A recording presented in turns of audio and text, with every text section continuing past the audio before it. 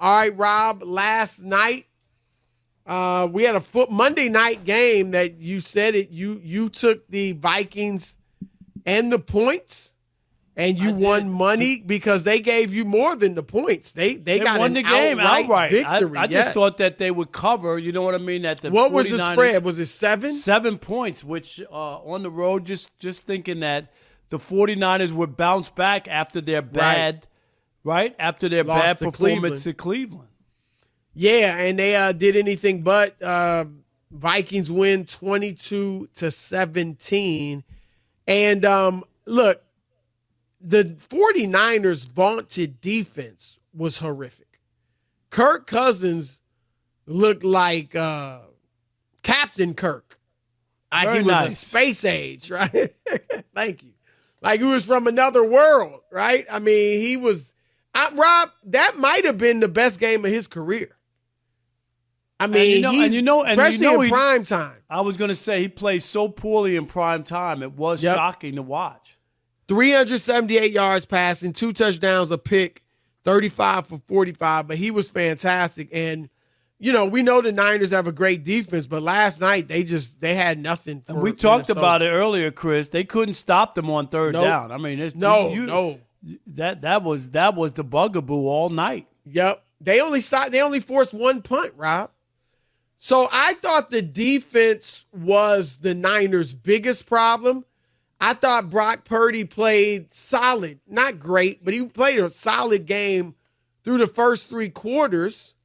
And then in the fourth quarter, he fell apart, had 2 picks in the last 5.5 minutes, finished 21 for 30, 272 yards. That's 70%, 9.1 yards per attempt. So that's what I mean by he was playing well. But again, he has the 2 interceptions late, only throws for 1 touchdown. And coming off the Cleveland game, which was really the worst game of his career, Rob, in that one he was 12 for 27, 125 yards, 1 touchdown, 1 pick. So last 2 games, he's got 2 touchdowns, 3 interceptions.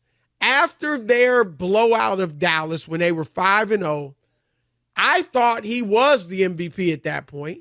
Some people were saying he was like Joe Montana, others bringing up Tom Brady.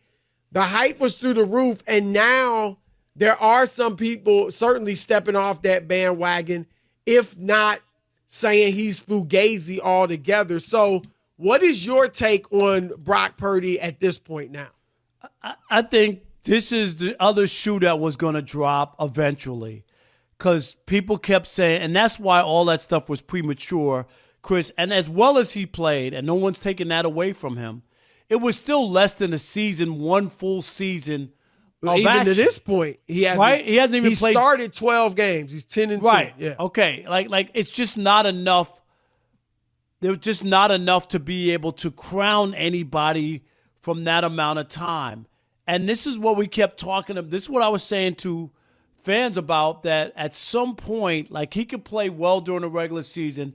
If he has a bad game in the playoffs, they lose or whatever, people will say, see, I know he's not that guy or whatever, because it's so hard to believe that everybody got it wrong, that you're the last pick in the NFL. Everybody missed on you. Nobody knew what you were doing, even though there was film on you, even though that people could do all the research and get a diamond in the rough. We talk about it.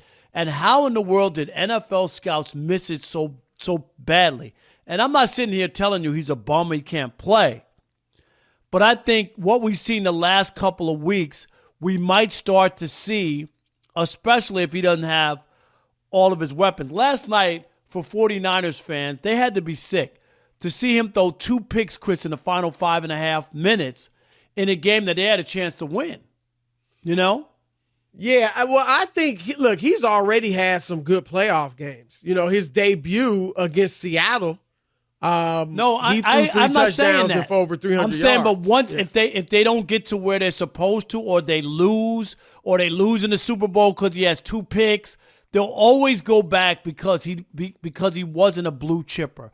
They'll always go back to that rather than saying, I'm not saying everybody, Chris. I'm saying Right. people will always go back to that. See, I told you he really wasn't that guy, or he fooled us all this time, and when it really came down to it, he couldn't make the plays that we needed to win the Super Bowl. Not fair or unfair. I think it's unfair, but that's what the narrative would be if he doesn't finish the job, play really well during the regular season, and don't win the Super Bowl. I think there'll be some of that for sure. I mean, at this point, and again, I do think it's too early to call him elite.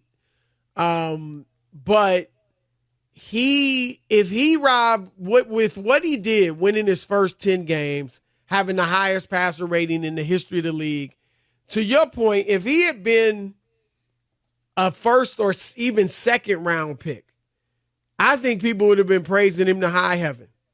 Like if Trey Lance had done what Brock Purdy did. There's no doubt about it. They would have been saying he's a Hall of Famer in the future. And so I agree with you there. But I would say this. It shouldn't be, and I'm not trying to rip NFL scouts because obviously they know more about the game than we do. We're not saying that that's not true.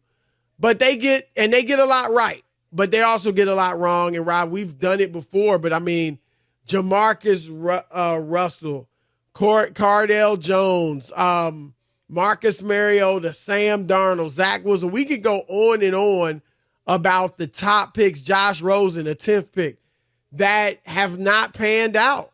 And so it's not that difficult, especially when you look at a Tom Brady and even a Dak Prescott, who was a 4th-round pick.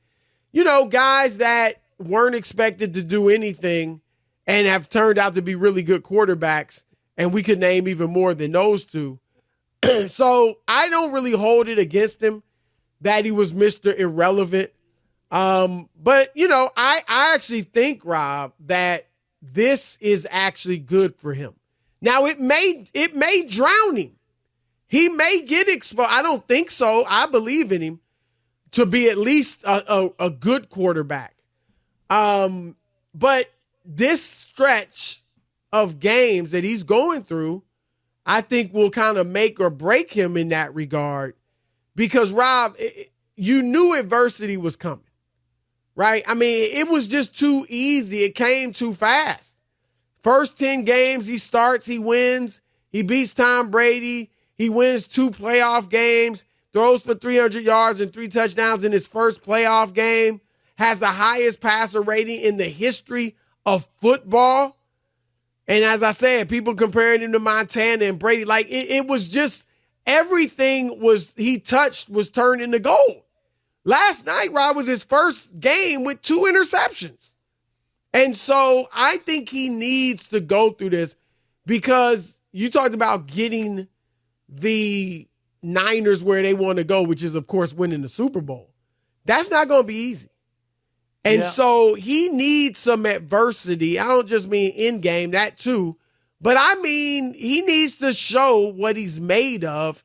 And this is the opportunity for him to do that. So this will make or break him. I think it'll make him in terms of him being a good quarterback. But this is something that he's going to have to go through, Rob, because everybody's going through it. Yeah, everybody does go through it, and people struggle or whatever. I just think that he's on a different. He's just on a different island, Chris. Because even when you talk about the guys who were number 1 picks or top picks and they failed or things didn't go their way or they had a bad career, it just wasn't a guy who that many people overlooked. To I mean, be a Brady star. Was a 6th-round pick. No, I know, but even in Brady, that's one more round. Yeah, but if you even look at Brady, look at what he really did at Michigan. You remember he lost the job to Drew Henson. I mean, like, right. But that's what I'm saying. Like he didn't do anything in college to where I think people should have thought of Brady any higher, and especially you saw the pictures Purdy of Brady. Purdy was solid. He was good at Iowa State, but his numbers aren't eye-popping either. No, right. And I'm just saying, like, to me, I just get a feel like he's playing a different hand because of his background. And people are waiting. I see on Twitter and everything, like, they go at him as soon as he has bad games. Oh, yeah. Because people don't really want to believe in him yet. And I think the only way people will believe in him, and I know this is harsh, is for him to win a Super Bowl. I think anything less than that, he can play well. If he has bad games or they lose in the playoffs in the NFC Championship game or lose in the Super Bowl and he plays poorly or has a bad game, it will come back to him. And that's just because of where his beginnings come from. I think it's that. I agree with you that because he was Mr. Irrelevant, not a big name out of college, look, it is a higher bar for you to prove, to people that you're legit. I'll give you that. And I also think, Rob, just the fact that the Niners have already been to the Super Bowl with Jimmy G. Right? And so it's like getting there is not enough. They're going to have to win it. They have to win it. That's the thing. And for him to be the quarterback on that team, that's the only thing they're going to accept, to say, you know what I mean? Like that. Yeah. They are at that point. And fair or unfair, I think that's where he is. He's pigeonholed into that. Nick Wright threw out on First Things First today. He did throw out an idea that I thought was a great one, because even as I like Brock Purdy and believe in him, but he said, because Rob, you saw Kirk Cousins last night.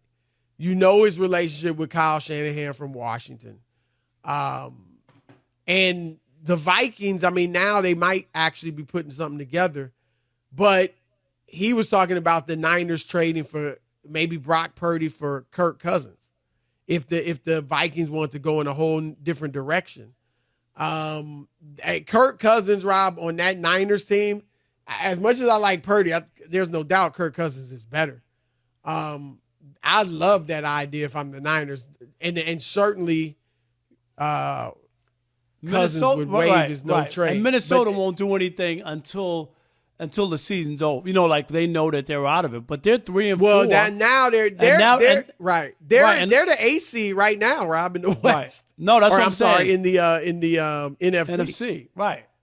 They're not a Super Bowl contender, but could they make the playoffs? Yeah. Rob, they're going to battle a team in the NFC South for that 7th playoff spot, I believe. I believe there's 5 surefire playoff teams in the NFC: Dallas, Philly, San Francisco, Detroit, and then whoever wins the NFC South. And then if you throw in Seattle, that's 6, Rob. So I think Minnesota should battle whoever that second team is in that NFC South. Maybe the Rams. I don't know. Do they get in there? But that's who they'll be. They should be in that race. So maybe that will keep them from trading Cousins.